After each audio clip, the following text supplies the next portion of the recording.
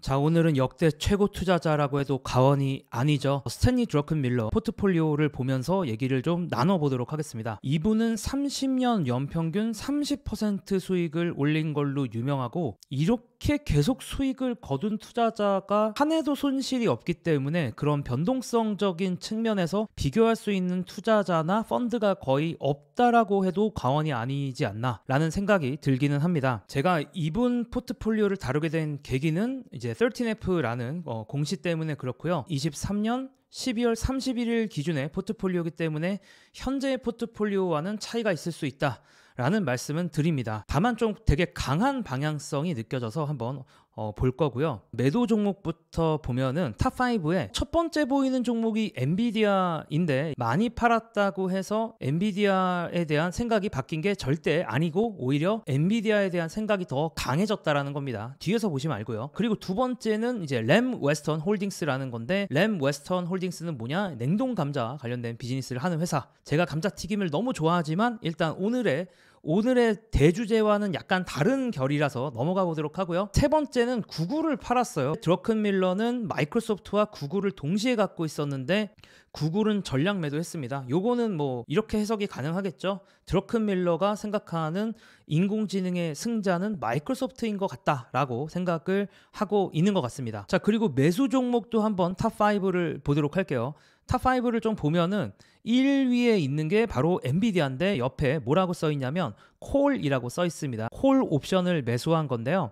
콜 옵션이라는 거는 그냥 아주 단순하게 상승에 베팅했다라고 생각을 하셔도 되고, 적은 돈으로도 더 많은 주식을 움직일 수 있기 때문에 레버리지를 쓴 거나 다름이 없는가, 빚을 땡겨서 산 거나 비슷한 효과를 갖고 있는 게 바로 콜 옵션입니다. 이 주식의 상승에 대해 매우 긍정적인 경우에 이렇게 콜 옵션을 산다라고 할 수가 있겠죠. 사실 콜 옵션의 특성상 정확하게 얼마를 샀는지는 알 수 없지만 꽤 많은 비중을 엔비디아에 투자를 하고 있다라고 얘기할 수가 있을 것 같고요. 자, 엔비디아 얘기는 조금 뒤에서 해보고, 2위는 시게이트라는 회사거든요. 자, 시게이트 컴돌이들은 좀 잘 알만한 회사입니다. 왜냐하면 항상 우리가 컴퓨터를 조립할 때는 시게이트 하드를 항상 샀거든요. 그러니까 하드디스크 만드는 회사예요. 아니, 하드디스크 이런 구닥다리 같은 이런 느낌에 드는 회사를 왜 샀을까를 좀 생각을 해보면 사실상 반독점에 가까운 회사이거든요. 왜냐하면 하드디스크 시장 점유율을 봤을 때는 시게이트랑 웨스턴 디지털이랑 이제 도시바라고 이 세 가지 회사가 사실상 이제 대부분의 시장을 차지하고 있기 때문에 조금 지루한 산업, 그리고 경쟁이 어느 정도 끝난 산업인데, 2020년, 21년 요때까지만 해도 사람들이 컴퓨터를 와장창 사고 막 이러면서 분위기가 좋다가 22년 접어들면서 하드디스크에 대한 수요 자체가 되게 안 좋았었죠. 그런데 이 하드디스크의 수요, 그리고 시게이트의 수요가 뭔가 회복되는 듯한 느낌으로 바뀌었습니다. 올해 무슨 일이 있었을까요? 바로 데이터 센터가 있습니다. 데이터 센터라는 게 뭐냐? 여러분들이 보는 뭐 유튜브, 여러분들이 들어가는 인스타그램, 여러분들이 쓰는 수많은 앱들은 사실은 다 데이터 센터에서 처리가 되거든요. 그런데 요즘에 인공지능 열풍이 불면서 빅테크 기업들이 데이터 센터를 훨씬 더 많이 짓고, 그 데이터 센터를 훨씬 더 많이 짓다 보니까 거기에 하드디스크도 필요한 거죠. GPU만 필요한 게 아니라 하드디스크도 필요한 그런 상황이 된 겁니다. 그러면서 시게이트의 수요도 회복이 됐다라고 얘기할 수가 있는데, 이렇게만 보면 좋을 것 같지만 걱정하시는 분들도 되게 많아요. 왜냐면은 그 단위 용량당 플래시 메모리의 가격이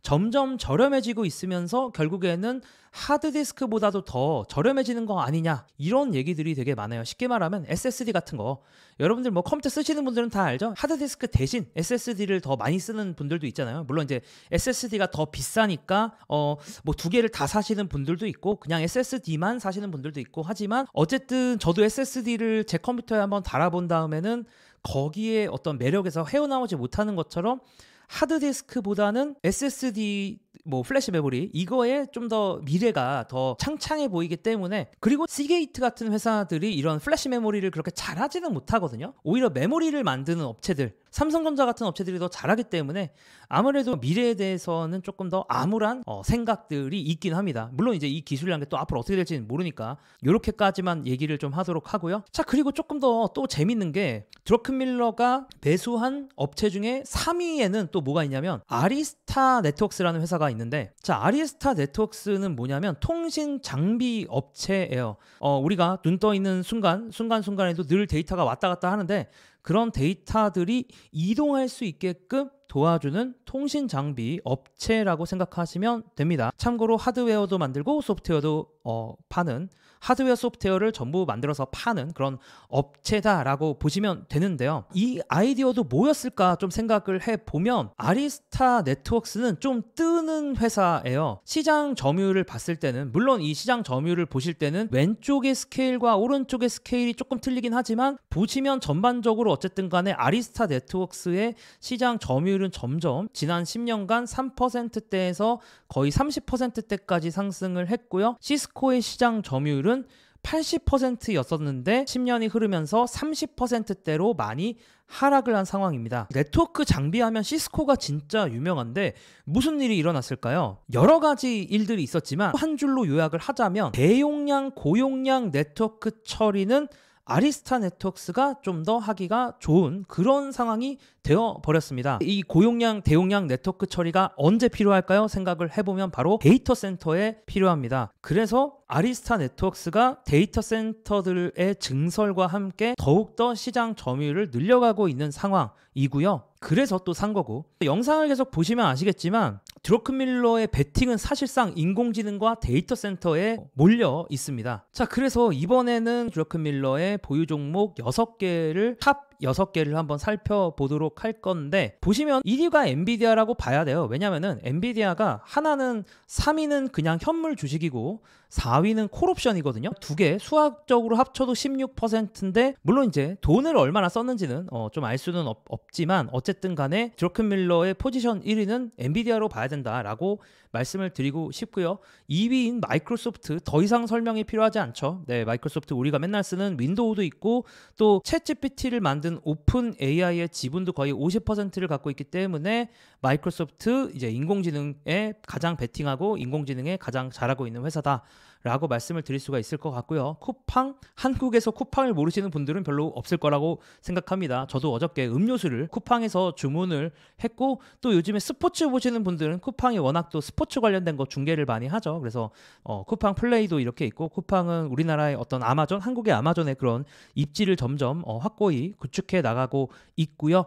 그렇지만 이제 엔비디아를 조금 디테일하게 한번 또 다시 이야기를 해보도록 하겠습니다. 요즘에 진짜 킹비디아라고 해도 과언이 아니죠. 왜냐면은 아마존과 구글도 제치면서 가장 비싼 가치 있는 회사 4위까지 올라간 엔비디아 얘기를 안 할 수가 없는데, 엔비디아에 대한 엇갈리는 시선들이 여전히 존재하는 것 같아요. 그래서 몇 가지만 제가 조금 단면적으로 갖고 와 보면은, 일단은 좋게 보시는 분들의 논리들을 좀 갖고 와 봤습니다. 좋게 보는 논리는 어떤 얘기들을 많이 하냐면 포워드 P랑 PEG를 보자라는 얘기를 하세요. 자, 포워드 P는 뭐냐면은 미래의 벌돈에 비해서 이 회사의 주가가 어느 정도 되느냐라는 지표고요. 그리고 PEG라는 지표는 뭐냐면은 주가 수익 성장 비율이라는 건데, 아주 단순하게 말하면 퍼를 주당 순이익 증가율 곱하기 100으로 나눈 지표입니다. 그러니까 한마디로 퍼만 보지 말고 이익이 얼마나 빠른 속도로 늘어나는지 반영하자라는 지표다라고 보시면 돼요.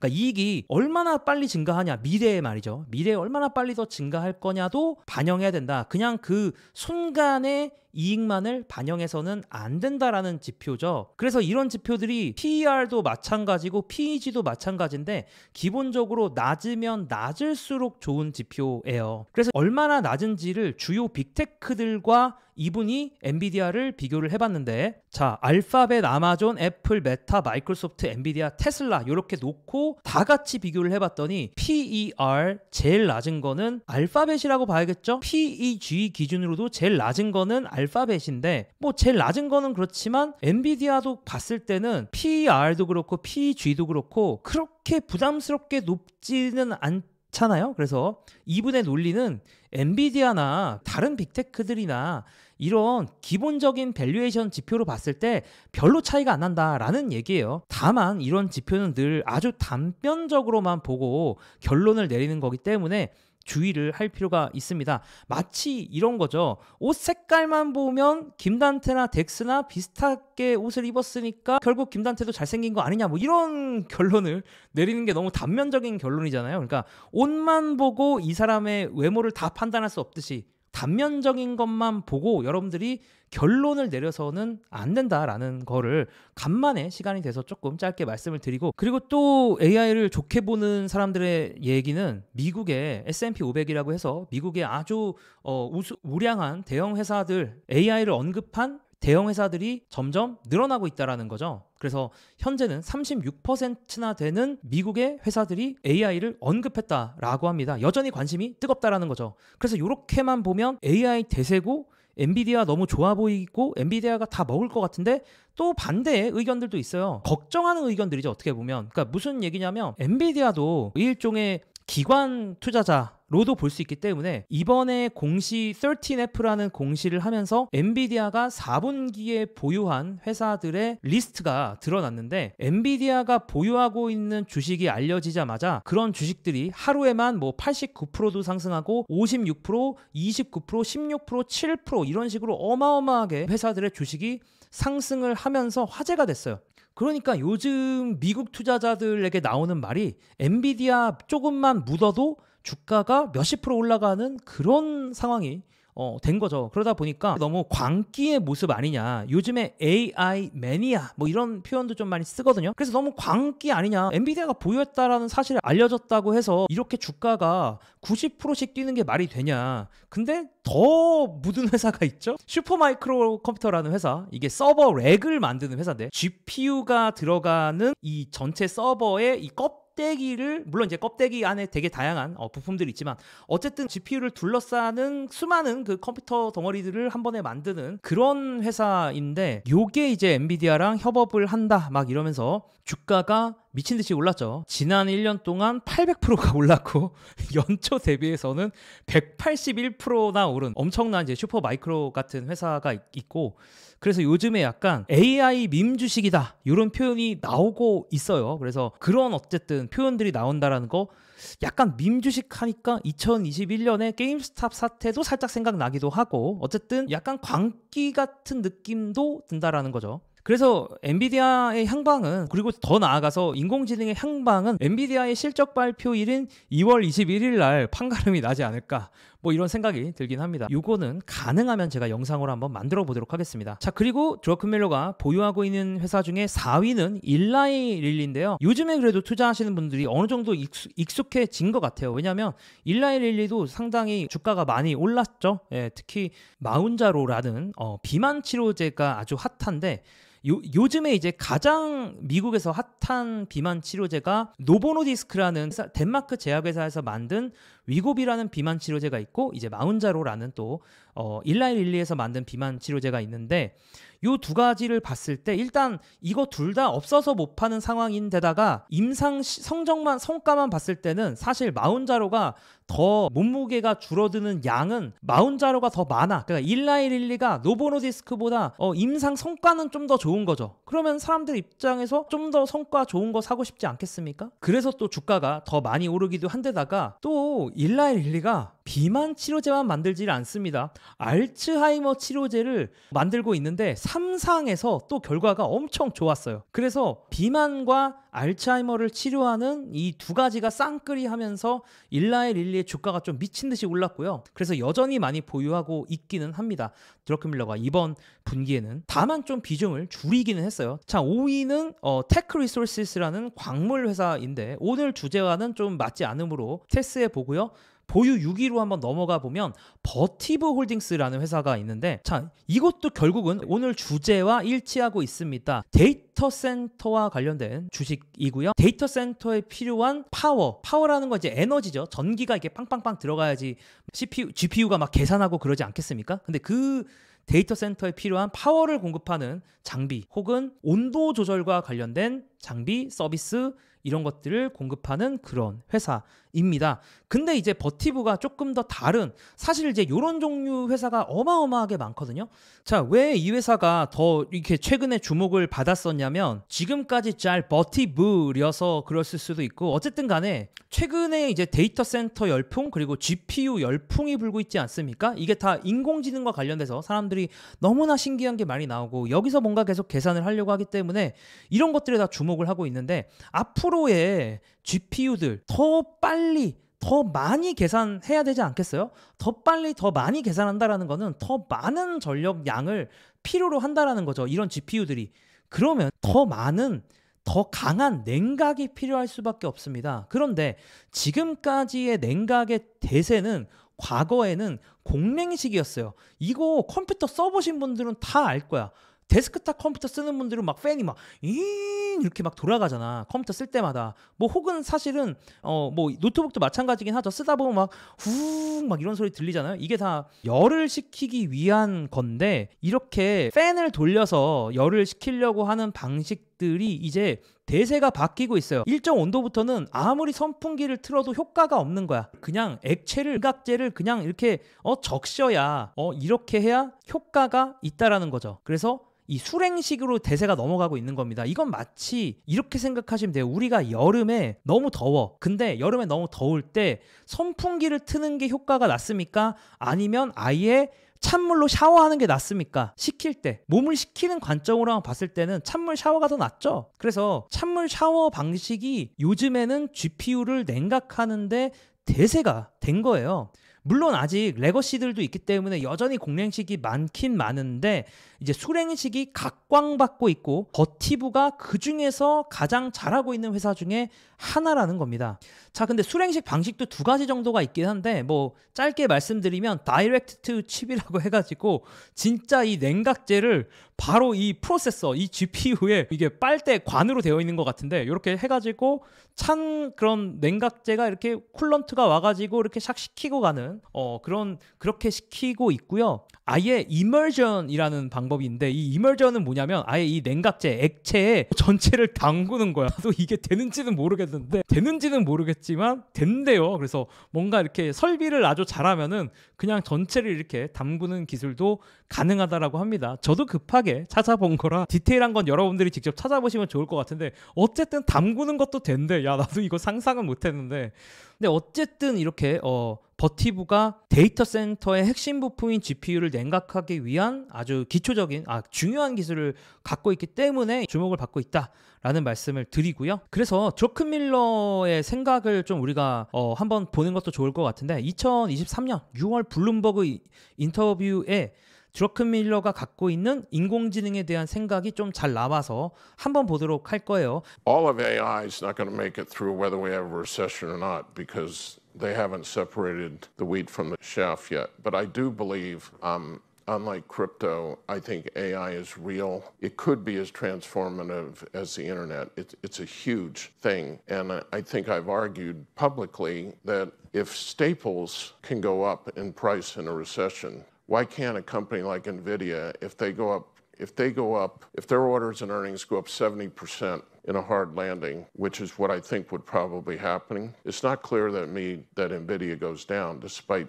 the lofty valuation level. History has proved if you have very good earnings in a recession and they're sustainable, those stocks will do just fine. So we have some longs, we have some shorts, and the AIs have sort of dominated the long portfolio for 5 or 6 months. When you look at the AI kind of boom here, are there lessons to be learned from the dot-com bubble? Yeah, there are definitely lessons to be learned. Don't get emotional, don't get crazy. But I will say this about the AI. NVIDIA bottomed in October in the low 100s. It's true it's 380 or 390. It's in nosebleed territory. If this is a secular move, if this thing is real, you just don't have 10-month moves. That's not how it works. Even the dot-com bubble lasted 2.5 years. For many of the guts of the internet, it lasted 4 years, the Ciscos, the Sun Micros. So could NVIDIA go down materially in the short term from any point? Yes, but I would be surprised if I'm right on AI and the impact on it. It's already making the top coders 7 to 8 times more productive than they were 5 months ago. If it's as big as I think it is, NVIDIA is something we're going to want to own for at least 2 or 3 years, not for 10 months, and maybe longer. 자, 대략 드루크밀러의 생각을 보셨던 것 같습니다. 어쨌든 간에 이 AI 광풍이 버블이건 아니건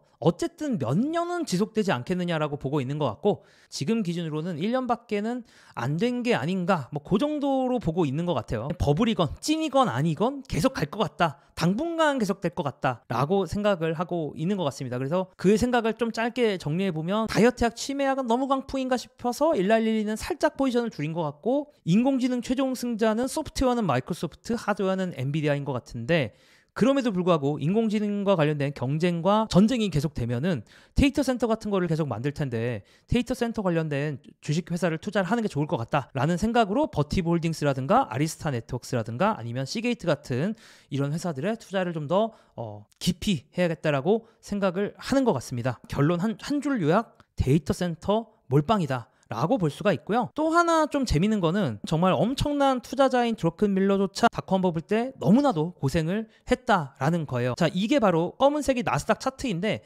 자세히 보시면은 99년도 초에 드러큰밀러가 보기에는 아무리 생각해도 나스닥이 너무 비싸 보이는 거야. 그래서 200밀리언 달러, 그러니까 한 2천억 원, 3천억 원 정도의 기술주들을 공매도를 했습니다. 그런데 시장은 너무 강했죠. 그래서 시장이 훨씬 더 많이 오르는 바람에 몇 개월 사이에 드러큰밀러는 600밀리언 달러, 약 한 8천억 원 정도를 손해를 보게 되고요. 그리고 빡쳐가지고 드러큰밀러가 결국에는 99년도 말쯤에 6빌리언 달러 정도의 기술주를 사게 됩니다. 6빌리언 달러. 그러니까 한 8조 원, 9조 원 정도이죠. 그리고 나서 막 나스닥이 막 더 올랐는데, 잠깐 해피했으나 어떻게 됐는지 우리가 다 알고 있죠. 2020년 3월에 닷컴 버블이 붕괴하면서 이때의 드러큰밀러 손실이 무려 3빌리언 달러였다라고 하더라고요. 물론 이제 드러큰밀러가 잘 해가지고 뭐 그 이후에 손실을 다 어느 정도는 메꾸긴 메꿨지만, 닷컴 버블 시기에 자신의 거래를, 감정적인 거래를 해서